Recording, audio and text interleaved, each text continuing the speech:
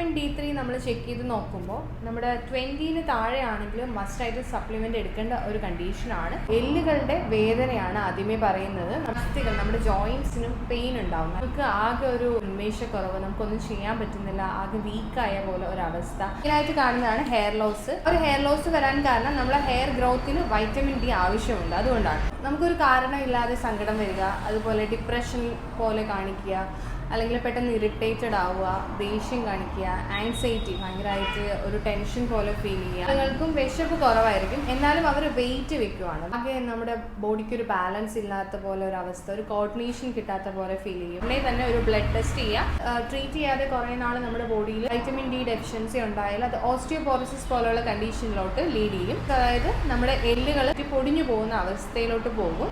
Bone soft ആയിട്ട് bend ആവുന്ന അവസ്ഥ. അപ്പോൾ അവിടേക്ക് നമുക്ക് ഈ വൈറ്റമിൻ ഡി ഡെഫിഷ്യൻസി ഉണ്ടോ എന്ന് ആദ്യം ചെക്ക് ചെയ്യേണ്ടതുണ്ട്.